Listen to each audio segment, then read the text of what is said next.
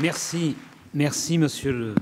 le Président. Merci à Monique Cormier de me donner la possibilité de revenir à Montréal, y compris dans ce lieu où je salue Sophie Montreuil, avec qui nous avons travaillé il y a un certain nombre d'années. Je commencerai mon intervention par une interrogation. Qui d'entre nous, pressé de trouver un renseignement précis sur un sujet obscur, ne s'est précipité sur son clavier d'ordinateur, sa tablette ou sa liseuse pour consulter sur Wikipédia un des 1 296 939 articles actuellement disponibles en français, tout en éprouvant un sentiment de gêne ou de culpabilité. Si chacun, en effet, ne peut qu'approuver ce projet d'encyclopédie collective, universelle, multilingue et fonctionnant sur le principe du wiki, qui a pour objectif d'offrir un contenu librement réutilisable, objectif et vérifiable, nul n'ignore les dangers inhérents à une communauté collaborative, qu'elle soit d'ailleurs bien ou mal intentionnée. D'une certaine manière, les rédacteurs de la page de présentation de Wikipédia en français en sont conscients, puisqu'ils ajoutent que l'ouvrage dématérialisé compte actuellement dans notre langue plus de 2000 articles distingués comme articles de qualité ou comme bons articles. Si l'on calcule bien, et sans être mauvaise langue, cela signifie que les 1 294 939 autres notices se sont révélés incapables d'obtenir ce label et que le lecteur doit éviter de prendre pour argent comptant tout ce qu'il découvre en tournant les pages virtuelles de ce monument offert, comme celui de Pierre Larousse, à ce lecteur qui s'appelle Tout le monde. Rien de plus opposé, par conséquent, au projet de Diderot et d'Alembert, qui, appelés à traduire dans leur idiome la Cyclopédia de Chambers, décidèrent d'en faire non seulement la somme de tous les savoirs de leur époque, mais l'instrument de leur vision matérialiste du monde. En circulant dans les volumes de l'encyclopédie, l'article définit en précise l'ambition à portée universelle, l'encyclopédie, pas une encyclopédie, le lecteur devait s'affranchir des superstitions, des peurs et des angoisses de son époque et ainsi commencer à dépouiller le vieil homme pour céder la place à un individu libre et régénéré par les lumières de la connaissance, et non pas par les lumières de Dieu. Chez Pierre Larousse, un siècle plus tard, l'intention est la même, et l'obligation de contourner la censure policière aboutit à imaginer des subterfuges identiques afin d'offrir aux esprits forts de son époque la nourriture qu'ils attendent et qu'ils ne trouvent ni dans le dictionnaire de l'Académie française, ni dans les innombrables entreprises encyclopédiques qui caractérisent le XIXe siècle. Après avoir sacrifié à l'obligation de rassurer les pouvoirs en place en rédigeant l'article « Bonaparte », tout à la gloire du général républicain enfanté par le germe de 89, et après avoir failli obtenir la Légion d'honneur, qu'il eut bien des difficultés à refuser, le lexicographe devait secrètement rédiger la notice Napoléon qui le vengera ultérieurement de son apparente soumission à l'Empire. Toutefois, à la différence de Denis Diderot, le magnifique, qui pleura de rage une nuit entière en découvrant les mutilations que son libraire, André-François Le Breton, avait fait subir à ses manuscrits, Pierre Larousse avait choisi de se faire auteur, imprimeur, éditeur et même diffuseur de son grand dictionnaire universel du XIXe siècle afin d'interdire à quiconque de toucher à la chair de sa chair et à l'os de ses os. On retrouve naturellement Adam. Nouvel Adam refusant d'enfanter, il n'a jamais eu d'enfant, pour ne pas se détourner de son but et libérer l'humanité de sa servitude, Pierre Larousse devait livrer une lutte sans merci contre la mort afin d'achever son grand œuvre et l'offrir à ses contemporains en expiation des crimes commis par l'Église catholique pendant 2 millénaires. Proche en cela de Maurice Lachâtre,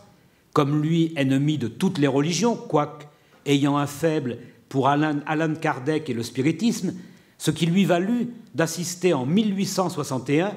à Barcelone, où il était en exil, à l'autodafé que l'archevêque local venait d'ordonner pour purifier la cité des miasmes introduits par l'éditeur exilé. Pierre Larousse se situait, lui, du côté des pacifistes, des proudhoniens et des socialistes libertaires. Cela le conduisit, en 1871, à aider les communards parisiens et, dernier pied de nez aux autorités cléricales de son temps, à exiger l'enterrement civil qui indigna les policiers chargés de surveiller son convoi funéraire et qui ont rédigé un rapport absolument scandalisé. Comment pouvait-on, en 1875, réclamer l'enterrement civil? Saint-Simonien puis communiste tendance phalanstérienne,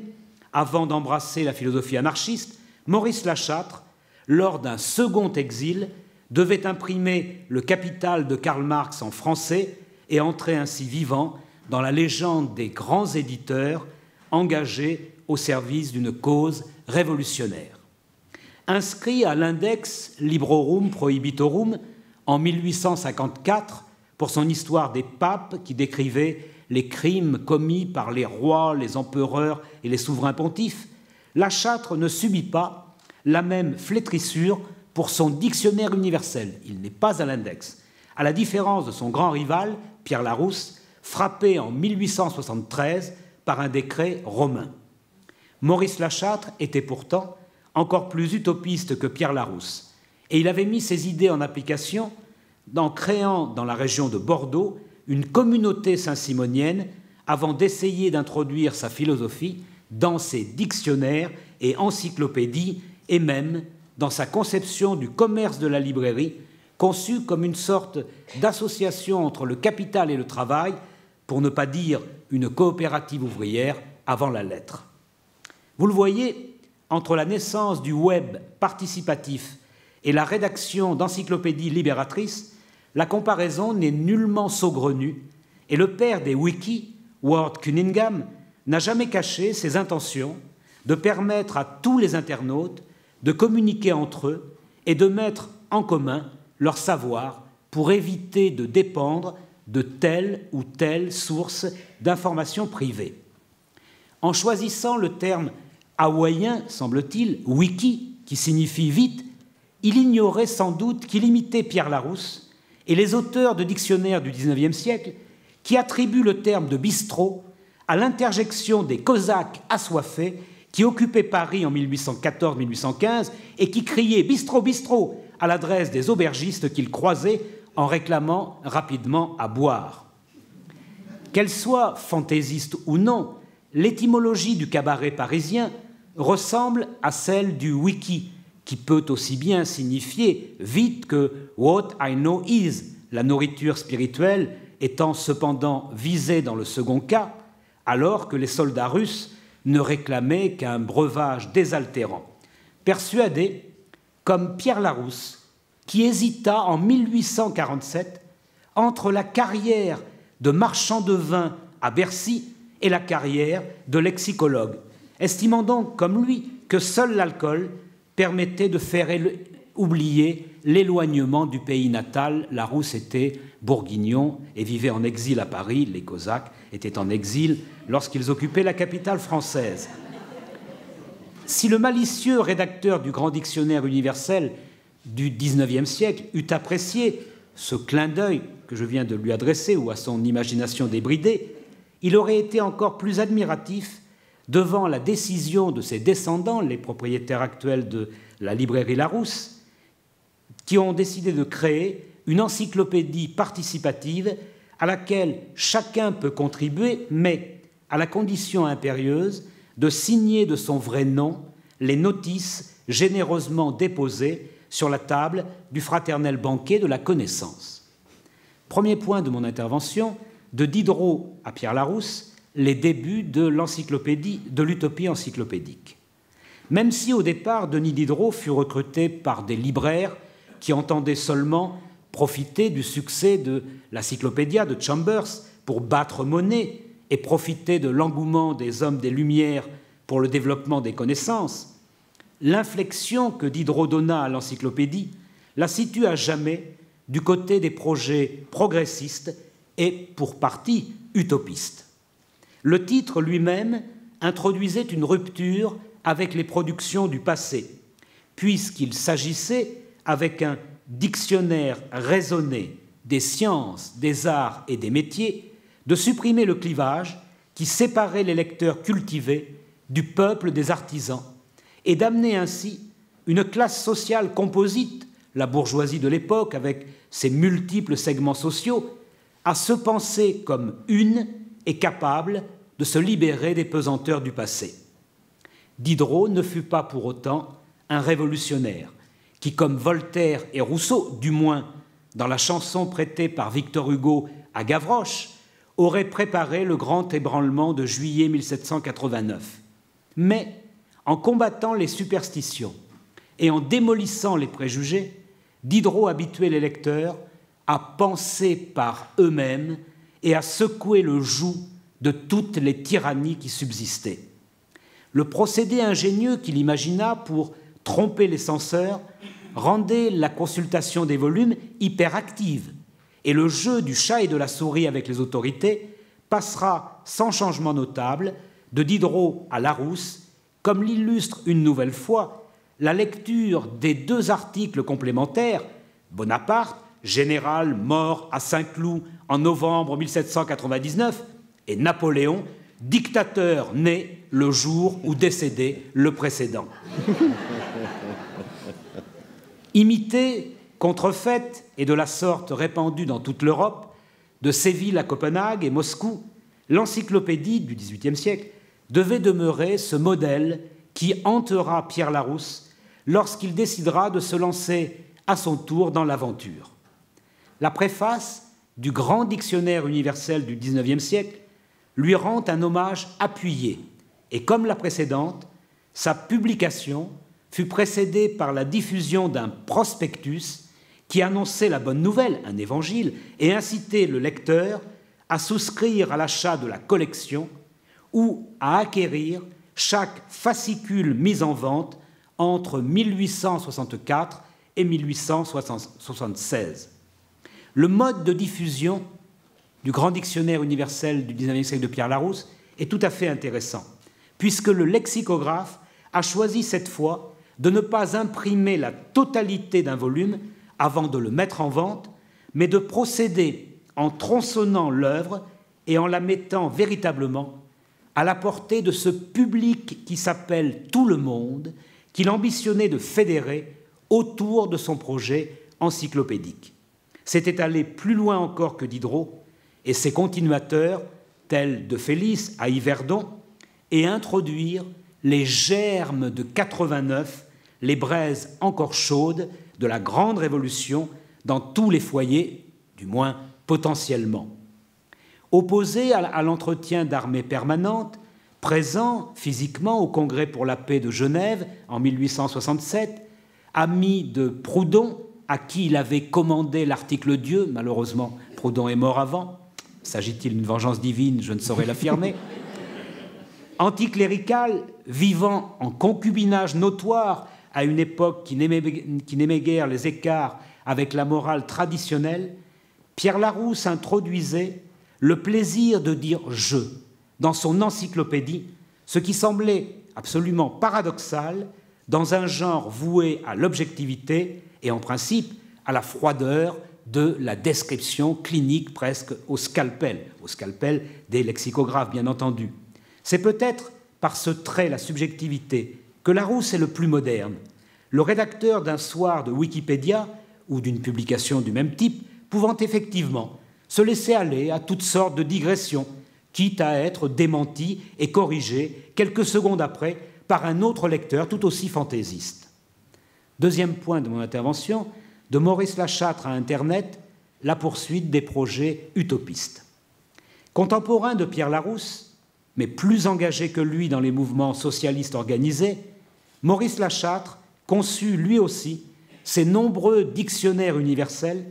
comme des instruments au service de l'idée, avec un I majuscule. Partisan du retour de la belle, la révolution, qui avait ouvert la voie au progrès indéfini de l'humanité, Lachâtre pratiqua la segmentation de ses volumes en livraison à bas prix, destinée à lui procurer un public toujours plus étendu. Se réclamant de la République démocratique et sociale, pas simplement 1789, mais 1793, l'égalité en plus de la liberté, Maurice Lachâtre donne la parole aux disciples de Saint-Simon et de Fourier dans son nouveau dictionnaire universel. Et il appelle de ses vœux les changements susceptibles de hâter l'heure de l'harmonie entre les hommes. Concevant son encyclopédie comme une sorte d'école, il se transforme en cet instituteur à domicile que Pierre Larousse avait essayé d'être avant lui et qui fera dire à l'écrivain Léon Cladel que c'est la lecture de l'encyclopédie de Lachâtre qui lui a appris, je cite, l'orthographe, la géographie, l'histoire ancienne et moderne, la langue, un brin de botanique et de chimie, toute la sagesse, à travers 1000 philosophies diverses, même les mathématiques, y compris l'algèbre. Bref,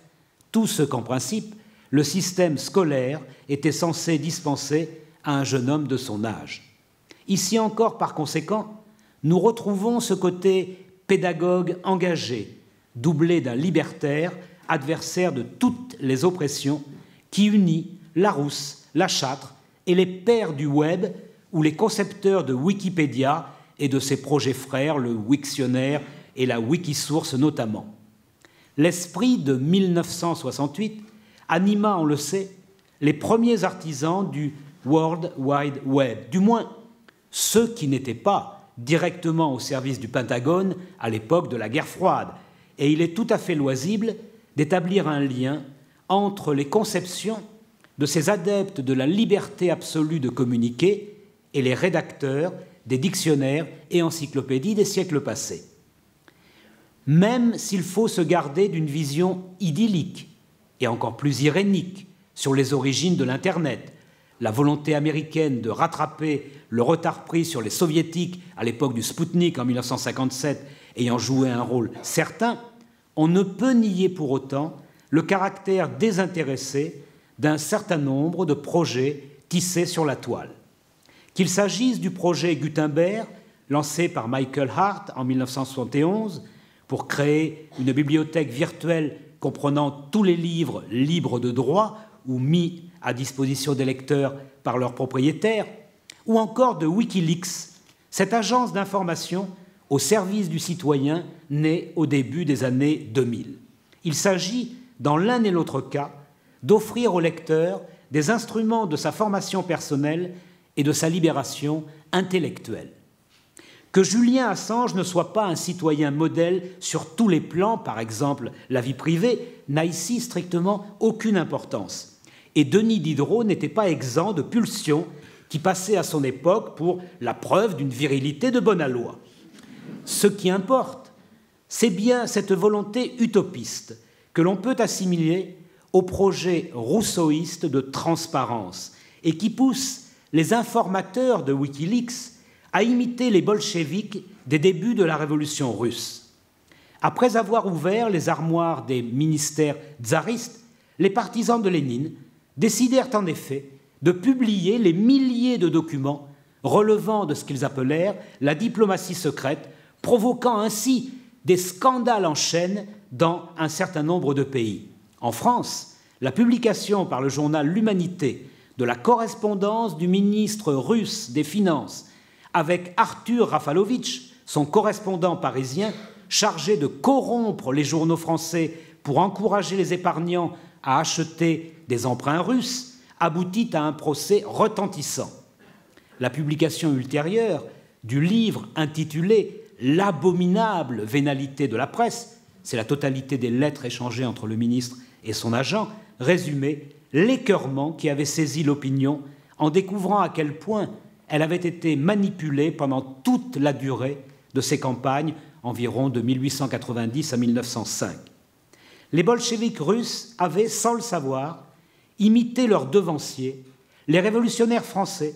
qui en 1792 avaient eux aussi publié les documents retrouvés dans l'armoire de fer,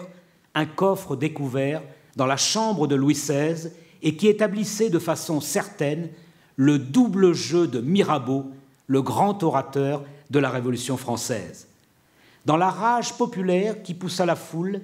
à enlever ces restes du Panthéon et à les jeter à la fosse commune, 2 ans plus tard, en 1794, on peut aussi bien lire la manipulation provoquée par des révélations intéressées et orientées, ou au contraire, le désarroi de citoyens découvrant à leur corps défendant que nul n'est un héros ou un saint dans la totalité de sa vie d'homme. Au-delà des motivations propres aux acteurs de la Grande Révolution,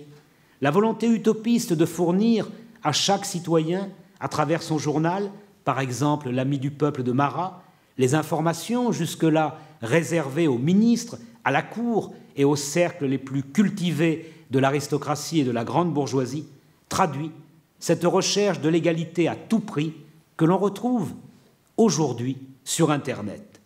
Comment comprendre autrement les principes qui régissent l'écriture de notices ou d'articles sur Wikipédia si l'on n'admet pas le caractère profondément égalitaire de cette encyclopédie, puisque chacun est censé être bien informé dans un domaine ou dans un secteur de la connaissance, le lecteur est réputé pouvoir se transformer en rédacteur improvisé, comme le furent en leur temps les rapcorps ou correspondants d'usines de la presse bolchevique censés remplacer les journalistes stipendiés et honnis à qui l'on avait retiré le droit d'informer leurs concitoyens. Sans que soient formulées de manière aussi tranchée les règles qui se sont imposées sur une partie de la toile, on retrouve bien à la base des échanges de type égalitaire entre des individus ou des citoyens auxquels on refuse d'appliquer toute hiérarchie en matière de connaissances. Dans la jeune université 68 de Vincennes, aujourd'hui Paris 8 Saint-Denis, le principe adopté en Assemblée générale de non-progressivité du savoir mit fin pendant un temps au cloisonnement entre première, deuxième, troisième ou quatrième année d'université. Avec ou sans le baccalauréat, l'étudiant engagé mais conscient de ses droits devait être capable de suivre d'emblée un cours de philosophie consacré à Heidegger, Spinoza ou Leibniz, ce qui devait entraîner, on s'en doute, quelques sérieuses désillusions. Toutefois, pour qui tente de comprendre ce qui unit les pères des encyclopédies sur Internet à leurs illustres devanciers, ces expérimentations se rejoignent dans leur généreuse, quoique naïve recherche d'une stricte égalité entre lecteurs sur papier ou sur fichier électronique. Et je conclus. Pierre Larousse faisait travailler une armée de journalistes, d'étudiants et de professeurs chargés de dépouiller les sources de la documentation qui allait former la base du grand dictionnaire universel du XIXe siècle. Mais il se réservait jalousement le droit d'amender et de corriger les articles qui lui paraissaient entachés d'erreurs ou plus simplement se démarquer de l'esprit de son encyclopédie. Sa subjectivité, on l'a dit, traverse les 15 gros volumes de son œuvre et elle leur assure cette unité qui séduisit tant de ses visiteurs. Au nom de sa connaissance en surplomb, une métascience en quelque sorte, le lexicographe justifiait la nécessité de hiérarchie entre les rédacteurs et ceux-ci étaient répartis en cohortes sous l'autorité du secrétaire général qui entourait le rédacteur en chef. D'une certaine façon, l'encyclopédie participative Larousse, mise en ligne à partir de 2008, obéit au même principe, chaque rédacteur signant son article et se soumettant de la sorte à une autorité commune capable d'approuver ou au contraire de refuser sa contribution. En se démarquant ainsi de Wikipédia, où règne un esprit anarchiste et égalitaire, les concepteurs de cet outil, qui a remplacé les grandes encyclopédies sur papier, entendent maintenir l'esprit de sérieux qui permit à la marque, à la semeuse, de répandre les graines du savoir à tout vent, aussi bien au Québec qu'en Argentine, au Brésil qu'en Afrique ou en Asie, et de transformer le patronyme de Pierre Larousse en un nom commun synonyme de dictionnaire et même de référence scientifique en la matière, on l'a vu avec votre dernière citation.